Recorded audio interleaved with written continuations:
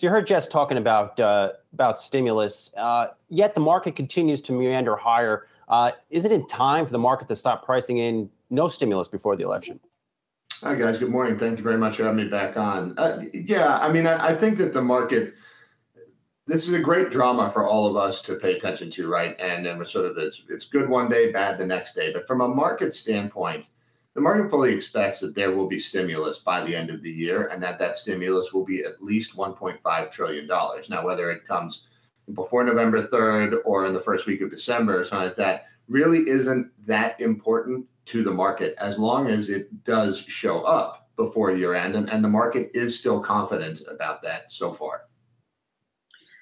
Hey, good morning, Tom. I was reading through your note and you actually highlighted the cloud company Fastly, the small tech company that has a big valuation.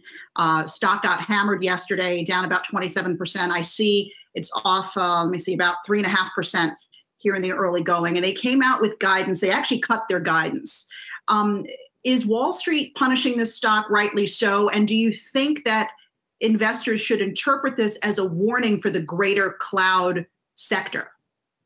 I think that Wall Street is punishing the company appropriately. I mean, we have to remember that this stock has had a huge year, right? And they did disappoint. And when stocks have huge gains on the year and there are big, lofty expectations, and those expectations are not met, the stock will be punished. And that is exactly what is happening right now. Some yesterday were sort of trying to extrapolate this out, that this Fastly guidance cut is more of an indictment of cloud computing. It's more of an indictment of some of these tech high flyers that we've seen in 2020. I do not agree. The Fastly guidance cut was primarily related to TikTok. TikTok is their biggest customer, and obviously there's a lot going on there, and there's some challenges in that business due to regulation here in the United States. And I think broadly, could everything in tech continue to benefit over the longer term from a breather? Absolutely, including these cloud names. But one thing to notice, the cloud ETF was up yesterday. So I think that's a pretty good rebuttal of some of the Fastly disappointment. I think it's a stock-specific issue. But Tom, just to push back on that, some of these valuations on these cloud stocks have gone through the roof. Workday, Salesforce, even if they report blowout quarters in a week or two, are those valuations justified? Again, could we see them come in a bit? Absolutely. I think that really what people are looking for is they're looking for areas of growth in this market. Where can I find companies that can grow regardless of what happens with the pandemic? And money is flooding into those companies. Now, are they overvalued? Yeah, probably, unless they meet some very lofty expectations. But at the same time, there's a huge premium on growth right now. So until we see another company be able to show up and say, fine, we can offer this same growth potential, then I think that capital will be sticky in these names, although it could get volatile. What about rotation from value to growth? Is that starting to happen again, Tom? Are you seeing that? It's trying to. I mean, I feel like this is sort of the next big story in the market, right? Because we know at some point there will be this rotation out of growth and into value. It has to happen. It is inevitable. The question is, when does it occur?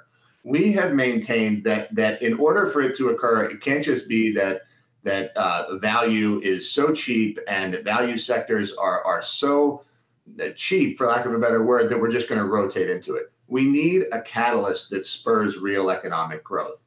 Right now, we may have one, and it may be in the form of massive stimulus next year if the Democrats get a blue wave.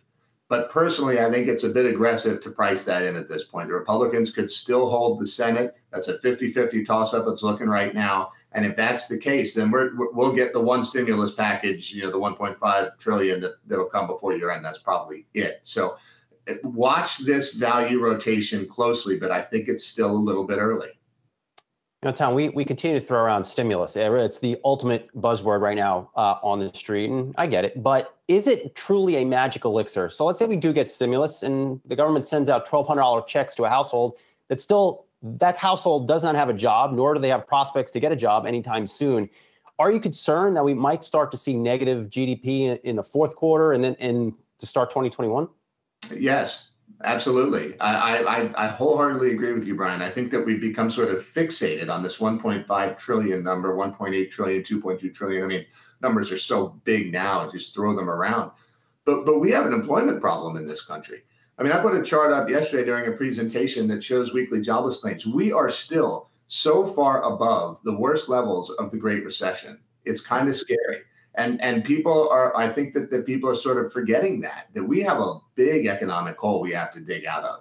And I highly doubt that this will be the last stimulus bill, because what we're going to find out is in 3 or 4 or 5, 6 months, unless there's a really widely accepted vaccine or COVID kind of burns itself out as in the past, as pandemics have, that we're going to need more work, because you're absolutely right. You can give somebody a $1,200 check. It doesn't replace their paycheck for the entire year. So we still have a lot of work to do. So this really puts us in quite the quandary, Tom, because you just said it. We are having a huge job market depression right now. And you can't get people back to work with the snap of a finger. You can't incentivize. It's not a situation where you're incentivizing companies sort of in the traditional way you would during a recession. This has to do with people's health. And until we all feel more comfortable going back to work and being in places together, how do you get America working again? Does this just mean that the government will have to continually go back into its pockets and basically give Americans money until we find a way out of the pandemic? Yes, I think so. And it's obviously that's not a good way to run a country, right? And everybody's having to do it, but it's the hand we've been dealt to a point. And you're so correct.